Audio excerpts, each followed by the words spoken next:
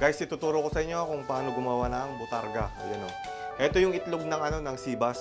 Nag-cut kami ng sibas, may nakita kaming itlog. Kahit anong klaseng itlog ng isda, pwede nyong gawin. So, gagawa tayo ng butarga. Napakamahal na ito, guys. Kung bibilhin mo dito sa Italy. Yun yung ginagamit nilang ginigrated nila na inilalagay nila sa ibabaw ng pasta. So, tuturo ko sa inyo kung paano gumawa. So, meron tayo ditong asin. Ayan, makikita nyo naman kung gaano kadami. At saka asukal. Kung gaano kadami yung asin na ilalagay natin, so parang 1/4 yung ilalagay nating asukal. So paghaluin natin, ayan. Ayan guys, nahalo ko na. So kukunin natin yung kalahati, lipat natin sa kabila. Ayan, kalahati. Tapos ilagay na natin yung butarga, yung itlog ng isda. Medyo ipa-flatten natin siya.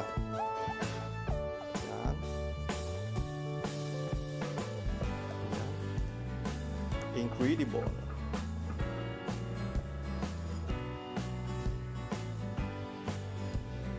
Ayan. Okay. Pagkatapos yung kalahati, ilalagay natin para nasa sentro siya.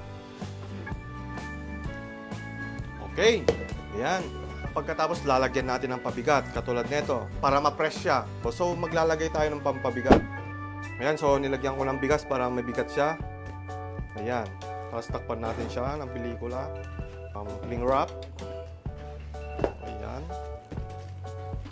Para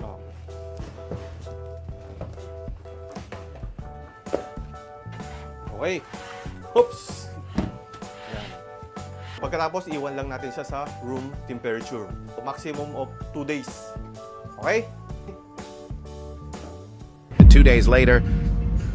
Pangalawang araw na to guys. Check na natin.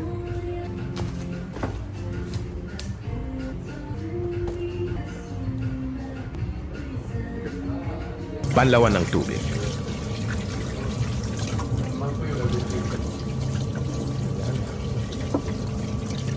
Tuyuin gamit ang absorbent paper. Yan guys, so papatuyuan muna natin siya gamit ang dry machine. Kung wala kayo nito guys, pwede nyo ibilad. O kaya kung meron kayong oven, ilagay nyo doon sa ibabaw. Titigas na yan. O kaya isabit nyo sa may mismong lutuan nyo. 5 to 6 hours, tuyong-tuyo na siya. Kaya pwede na siyang galutin. Okay?